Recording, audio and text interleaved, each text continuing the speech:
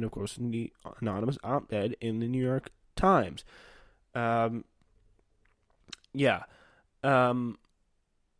is a very interesting situation they're going to play out, because, I mean, Cynthia Nixon did a good job of every time Cuomo talked, and I mean every time Cuomo said a word, Nixon was like, it was pretty much always about Trump. Like, he could not talk about anything but Trump. Nixon actually had actual issues, surprise, surprise, that she wanted to talk about.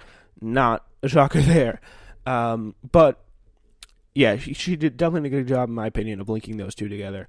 To IDC or to not IDC, this is a big one right here. In the state Senate, a number of races are being closely watched, including those involving incumbents who have belonged to the so-called Independent Democratic Conference, the IDC, a group of breakaway Democrat senators who had a power-sharing agreement with Republicans. Under pressure from Cuomo, the group disbanded in April and returned to the chamber's mainstream Democratic fold. Still, dozens of Trump anti-resistance groups have backed candidates who are mounting energetic challenges to the renegade senators, arguing the deal they had with Senate Republicans prevented a raft of progressive bills from becoming law. The city comptroller, Scott M. Stringer, became one of the first elected officials to endorse anti-IDC candidates in March, and he has since endorsed 5 of the 8 challengers.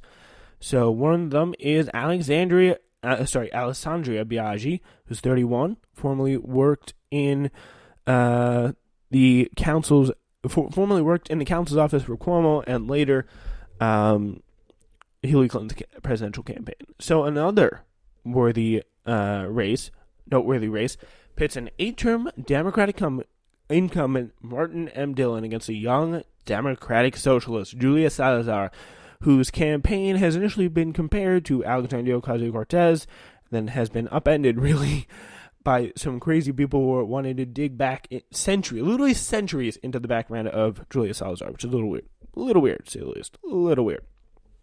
All right, we do have 2 more stories to go. I'm going to make this one quick. 3 sergeants, 2 detectives, and 2 police officers in the NYPD have been arrested, and 2 additional detectives were placed on administrative duty. Officials have not said what specific criminal and disciplinary charges the officers face. Today, those who swore an oath have betrayed it have felt the consequences of that infidelity. Police Commissioner James P. O'Neill said in a statement, "The people of this department are rightly held to the highest standard, and should they fail to meet it, the penalty will be swift and severe." O'Neill said, with this arrest, the Internal Affairs Unit and the Queens District have sent a clear message. There is no place in the NYPD for criminal and ethical behavior. And the officers were apparently protecting local brothels and illegal gambling. That's pretty much what they were doing. 30 cops under investigation there. So that's not the best look for the NYPD. We'll be following that story a little bit more. All right, now we get to our last story of the day. Laura Ingraham, usually a fairly fringe figure of the religious far right, has quickly become a national name, using a Fox News show to showcase her virulently racist rants about immigration, viciously attacking high school student gun control activist David Hogg, and, for emphasis, just being quite racist whenever possible. It's apparently too much better for her older brother Curtis, who apparently called the Fox News host a monster in a Wednesday interview with the Daily Beast.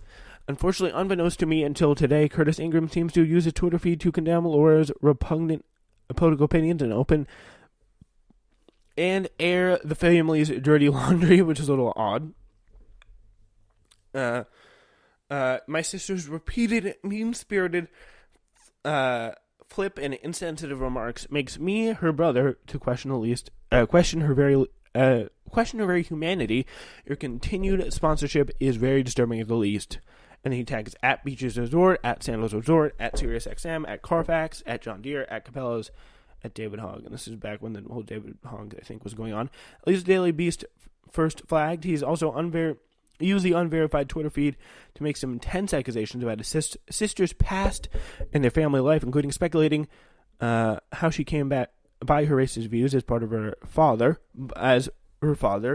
who accused of being an abusive Nazi sympathizer. We grew up with an abusive alcoholic father who was a Nazi sympathizer. Like father, like daughter, This was the familial soil that gave bloom to my sister's anger, which is a pretty strong thing to say the least. Wow. Yeah.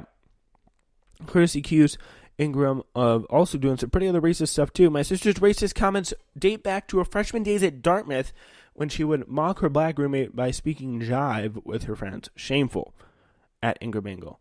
Yeah, so pretty crazy stuff. In an interview with the Daily Beast, he described her sister as as very smart, well-spoken, but her emotional heart is kind of dead. Couldn't say that any better myself. All right, that's Laura Ingram for you, just to say the least. All right, so that is it for us today. Ladies and gentlemen, thank you so much for joining us here today. Really, really appreciate you sticking through with us. We got a lot of stuff to get to. So, and even, of course, in this little last section, because we have primary night today. We will be covering starting at, probably around maybe 8:30. We're going to be on the air talking about all the races we just talked about as the actual results come in. It's going to be a pretty big deal, pretty cool stuff, as we hope you will be with us there as our primary night coverage continues as we go on. I think we have a few more of these left, so it's going to be fun to hang out with you tonight. We're going to be live, so you're going to want to check that out for the live results on Spreaker.com/TSWS. We're going to be talking about Attorney General's race, State Senator's race, and the, of course, Governor's race. It's going to be very interesting. Does think the Nixon have a shot? There's only one way you can get the true progressive look on the situation. That's Spreaker.com/TSWS. Tune in at 8:30 for the latest. Also, here's what we got going on. We got, of course, Global coming up. Special news flash this Sunday. Live special. And I think that's it. It's News Flash. Thank you so much for listening.